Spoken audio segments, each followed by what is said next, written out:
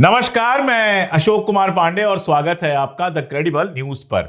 Budget आने वाला है और उसके पहले दुनिया भर का तमाशा सारा गोदी मीडिया ये हल्ला मचाएगा और मचा रहा है। इतने ट्रिलियन की इकॉनमी हो गई, चौथे नंबर की हो गई, तीसरे नंबर की हो गई, एकदम क्या शानदार हमारी इकॉनमी चल रही है, मोदी जी ने कमाल किया हुआ है और हर तरफ मोदी जी का डंका बज रहा है। लेकिन इसी के बीच में जो खबरें आती हैं वो हकीकत का बयान कर देती हैं।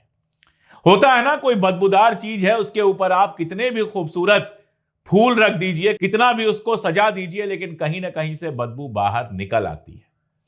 तो खबर यह है कि हमारा रुपया 92 पे पहुंच गया है, यानी $1 की कीमत 92 रुपए हो गई है। अब भारतीय जनता पार्टी के कोई गाने वाले विधायक सांसद आएंगे और कह देंगे कि अरे सब लोग रुपया लेके घूमते हैं, डॉलर से हमको क्या लेना देना है। अब ये जो बड़े बड़े नए नए इकोनॉमिस्ट भारतीय जनता पार्टी में व्हाट्सएप वाले पैदा हुए हैं, उनकी बात छोड़ दीजिए, लेकिन अपने रुपए की हालत क्या है वो समझने की कोशिश कीजिए। ज्यादा पुरानी बात नहीं है, बमुश्किल 15 साल पहले, 16 साल पहले का वीडियो आपको मिल जाएगा, या और कम टाइम के पहले का वीडियो आपको मिल जाएगा, जब नरेंद्र मोदी जी कह रहे थे कि रुपया नहीं गिरता है। जब रुपया गिरता है तो प्रधानमंत्री की इज्जत गिरती है, प्रधानमंत्री का इकबाल गिर जाता है। अब जब रुपया गिर रहा है और गिरता ही चला जा रहा है, लगातार गिरता चला जा रहा है, तो प्रधानमंत्री की इज्जत गई है कि नहीं गई है, यह आप लोग खुद तय कर लीजिए। और केवल डॉलर का मामला नहीं है, कह दिया जाता है कि अरे सारी दुनिया की मुद्राएं गिर रही हैं। मैं आपको बताता हूं, मेरे बहुत सारे दर्शक दुबई में रहते होंगे और बहुत सारे ऐसे दर्शक हैं जो दुबई आते जाते रहते होंगे। मैं खुद दुबई गया हूं। दिरहम की कीमत अभी बहुत पुरानी बात नहीं है, जब 17-18 रुपए के आसपास हुआ करती थी, यानी एक दिरहम का मतलब होता था 17 से 18 रुपए। मैं गया था तो वहां जो एक चाय मिलती थी, सुलेमानी चाय, छोटे से कप में, वो 1 दिरहम की थी। तो मैंने मजाक में कहा था कि यार 18 रुपए की ये चाय तो बड़ी महंगी लग रही है। आज अगर वो चाय आप खरीदेंगे और 1 ही दिरहम की अगर मिल रही होगी तो वो 25 रुपए क्रॉस कर गई है, 25 रुपए 4 पैसे के आसपास हो गया है।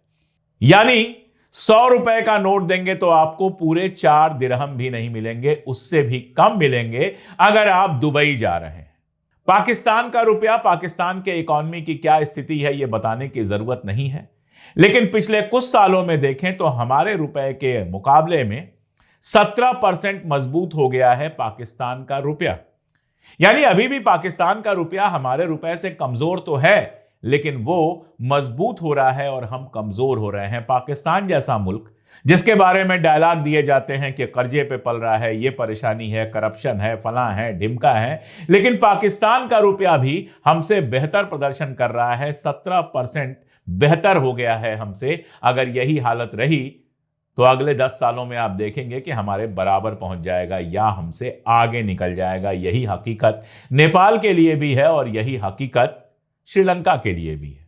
अगर आप नेपाल घूमने जाइए और वहां एयरपोर्ट पर खड़े होकर कोशिश कीजिए कि आपका इंडियन रूपी नेपाली रुपए में तब्दील हो जाए, तो वहां जितने एक्सचेंज वाले खड़े हैं, कोई आपको रुपए के बदले में, इंडियन रुपए के बदले में नेपाली रुपया नहीं देगा। हां, डॉलर लेकर यहां से जाएंगे तो नेपाली रुपया आराम से आपको मिल जाएगा। इंडियन रुपया आपको बगल की कंट्री नेपाल में भी नहीं मिलता है। और क्या बताऊं, अभी हाल में मैं ओमान गया था नए साल पे। 1 रियाल की कीमत 250 रुपए से भी ज्यादा है। 1 रियाल की कीमत जो उनकी है वो 250 रुपए से भी ज्यादा है। इस बार मुझे बताने वालों ने बता दिया था कि भैया रुपया लेके मत आना, डॉलर लेके आना। मैं डॉलर लेके गया था और मजेदार बात यह है कि रियाल डॉलर से भी ज्यादा मजबूत है। खैर, उनके पास तेल है, तेल वाली बात हम छोड़ देते हैं।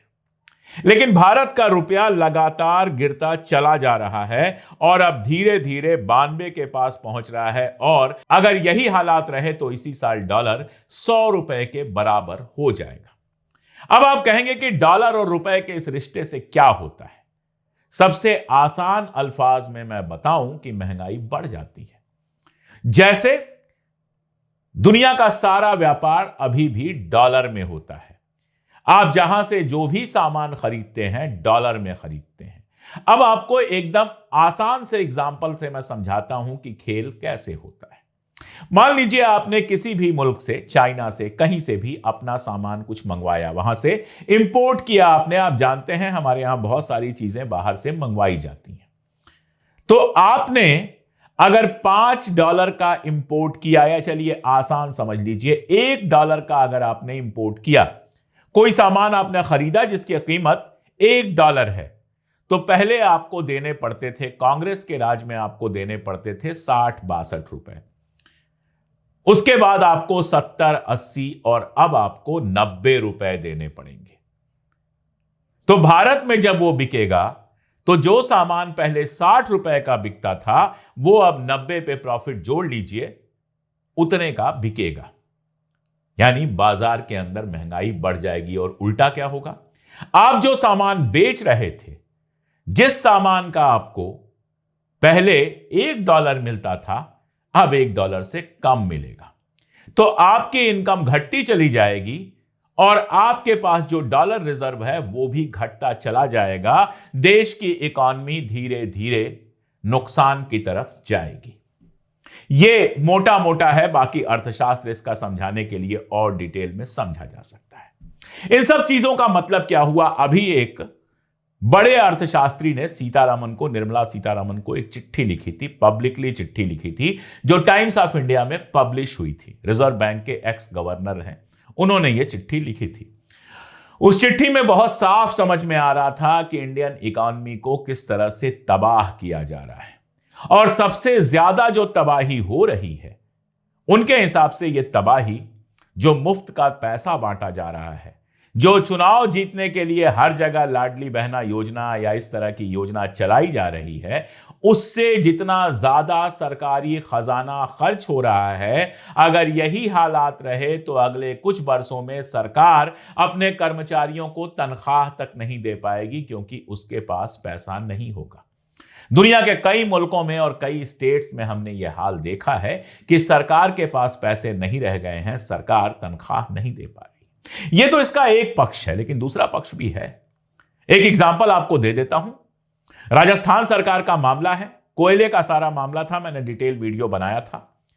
कोयले का मामला था, कोयला मंगवाना था और कोयले को अपनी जगह तक पहुंचाने के लिए, जहां बिजली बननी थी वहां तक पहुंचाने के लिए रेलवे का जो खर्च था वो अडानी को देना था, क्योंकि अडानी के साथ समझौता हुआ था। अडानी ने उस खर्च का बिल राजस्थान सरकार के ऊपर लगा दिया।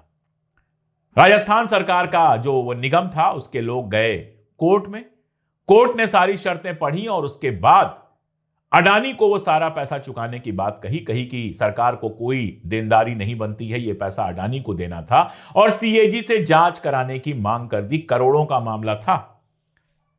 उस जज का ट्रांसफर कर दिया गया तुरंत सरकार के हक में फैसला सुनाने के लिए। सरकार ने उसका ट्रांसफर कर दिया क्योंकि अडानी जी का करोड़ों का उससे नुकसान हो रहा था। तो ये जो करोड़ों अडानी जी जैसे लोगों पर लुटाए जा रहे हैं, इस पैसे का जिक्र तो उन्होंने भी नहीं किया था जो हमारे अर्थशास्त्री महोदय थे।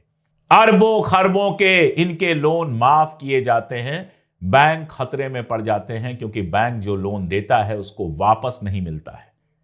और उसकी वसूली कैसे की जाती है? टैक्स बढ़ाकर। अभी बजट आएगा, आप देखिएगा, हर चीज की कीमत फिर बढ़ जाएगी। सबसे पहले सिगरेट बीड़ी वाले मारे जाएंगे, उनकी कीमत बढ़ेगी, और बाद में बाकी सारी चीजों की भी कीमत बढ़ जाएगी। आप अगर ₹1 भी कमाते हैं, ₹100 भी कमाते हैं, तो टैक्स देते हैं। कहा जाता है कि इनकम टैक्स तो बस इतने % लोग देते हैं। भैया, इनकम टैक्स तो केवल एक टैक्स है।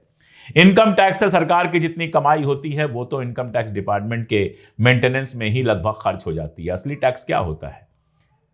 कोई भी सामान खरीदने जाते हैं उस पे जो इनडायरेक्ट टैक्स लगता है, जीएसटी लगती है। होटल में खाना खाने जाओ तो जीएसटी, एक ब्रेड का पैकेट खरीदो तो जीएसटी। गरीब आदमी सुबह सुबह उठ के जाता है, दूध खरीदता है, शक्कर खरीदता है चाय बनाने के लिए, उस पर भी टैक्स देता है, जीएसटी देता है। मिडिल क्लास के हैं तब तो सोचिए ही मत। जीएसटी दीजिए एक तरफ, फिर इनकम टैक्स दीजिए, देते चले जाइए, कहीं कोई लिमिट नहीं है। आप हिंदुस्तान में कार खरीदते हैं तो कार की लागत से डबल पे करते हैं, क्योंकि पहले तो वो जो इनकम जो आपकी है उस पर इनकम टैक्स आप दे चुके हैं, और उस टैक्स्ड इनकम पर भी जीएसटी आप देते हैं, और देख लीजिए 36% जीएसटी आप उस पर शायद देते हैं कार पे, तो 100 रुपए की कार आपको ऐसे ही 136 रुपए की पड़ गई। और भी जो टैक्सेज हैं, रोड टैक्स और फलाना और ढिमकाना, सब जोड़ लीजिए, देखिए कार की कीमत लगभग डबल हो जाती है। और इतना सारा टैक्स देने के बाद आपको मिलता क्या है? मैं यूरोप गया था, नॉर्वे गया, स्वीडन गया, फिनलैंड गया, डेनमार्क गया, वहां दोस्तों से बात हुई, उन्होंने टैक्स रेट्स बताए, तो मैंने कहा टैक्स तो आपके यहां बहुत महंगा है, आप 30-30, 35-35% टैक्स दे रहे हैं। तो उन्होंने कहा कि ठीक है, टैक्स हम दे रहे हैं, लेकिन हमारे घर में कोई बीमार पड़ता है तो हमें टेंशन नहीं होती है, क्योंकि इलाज हमारा फ्री है। बच्चे हमारे पढ़ते हैं तो कोई टेंशन नहीं होती है, क्योंकि पढ़ाई फ्री है। सड़कें इतनी शानदार हैं कि पूछिए मत, जरा सी कोई दिक्कत हो जाए सरकार का आदमी तुरंत आता है। पार्क जो है उसकी सफाई करना, उसका देख रेख करना सरकार का काम है। शानदार साफ सुथरे पार्क आपको मिलते हैं। नदियों की पूजा नहीं करते हैं, लेकिन नदियों में कूड़ा आपको नहीं मिलता है। सारी सुविधाएं हैं, लोगों को कार रखने की जरूरत नहीं है, क्योंकि इतने शानदार वहां पर पब्लिक ट्रांसपोर्ट है, इतनी अच्छी बसें हैं, बड़े आराम से आपको मिलती हैं, अपनी जगह पर ले जाती हैं, कहीं कोई टेंशन नहीं होती। तो अगर इतनी सुविधाएं मिल जाए, और इतना ही नहीं है, नॉर्वे में हमारे दोस्त बता रहे थे कि अगर कोई महिला गर्भवती होती है और 1-2 साल के लिए नौकरी नहीं करती है, तो सरकार बिठाकर उसको तनख्वाह देती है। छात्रों को कितनी सुविधाएं हैं वो बताने की जरूरत ही नहीं है, आप सर्च कीजिएगा, मिल जाएगा। नौकरियां देना सरकार की जिम्मेदारी है, सबको रोजगार मिलता है, तो फिर टैक्स देना खलता नहीं है। यहां हम टैक्स पे टैक्स दिए जा रहे हैं, बदले में मिलता क्या है? पॉल्यूशन इतना है कि एयर प्योरीफायर खरीदिए, पानी इतना गंदा है कि वाटर प्योरीफायर खरीदिए, सड़कों की जो हालत है पूछिए मत आप, पब्लिक ट्रांसपोर्ट ऐसा है कि घर में अगर मोटरसाइकिल या कार ना हो तो काम ही नहीं चलेगा। एजुकेशन के लिए सरकारी में चले जाइए, पढ़ाई नहीं होती है, प्राइवेट में पढ़ाते हैं, जबरदस्त फीस देनी पड़ती है। मेडिकल के लिए सरकारी अस्पताल में चले जाइए, आप परेशान हो जाएंगे, तो आप भागकर प्राइवेट अस्पताल में जाते हैं और लाखों का बिल चुकाते हैं।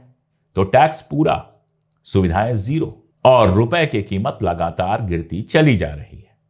अब मोदी जी ने अर्थव्यवस्था को कितना शानदार बनाया है, ये तो पूछने की ही बात नहीं है। हां, एक बात जरूर है, दावे बड़े बड़े किए जाते हैं, 4 ट्रिलियन इकॉनमी, 5 ट्रिलियन इकॉनमी, चौथे नंबर पर, तीसरे नंबर पर। जापान से तुलना कर रहे हो, जापान की पॉपुलेशन और एरिया से अपनी तुलना कर लो।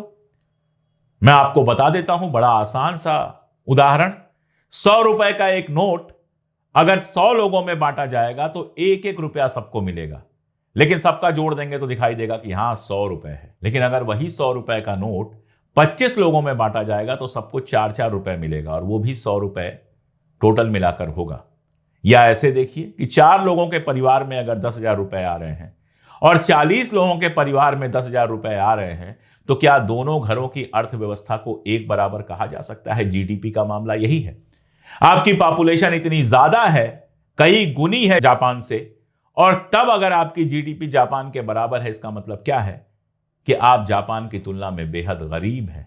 वैसे मैं बता दूं कि जापान का पासपोर्ट दुनिया का नंबर 1 पासपोर्ट माना जाता है, और हिंदुस्तान के पासपोर्ट की क्या पोजीशन है और क्या होती जा रही है, इस पर तो मैं कई बार बात कर ही चुका हूं। गोदी मीडिया और सरकारी तंत्र आपको बेवकूफ बनाता रहता है, लेकिन यकीन जानिए हमारी अर्थव्यवस्था का बंटाधार हो चुका है पिछले 10-11 सालों में। बातें हैं, सिर्फ बातें हैं, बाकी रईस हो रहे हैं कुछ पूंजीपति जिन पर सरकार की कृपा है, और हम और आप तो बने ही इसलिए हैं कि जितना कमाएं सब टैक्स में दे दें और उसके बाद परेशान रहें। गलत कह रहा हूं? बताइएगा कमेंट में। आज के लिए इतना ही, बहुत शुक्रिया।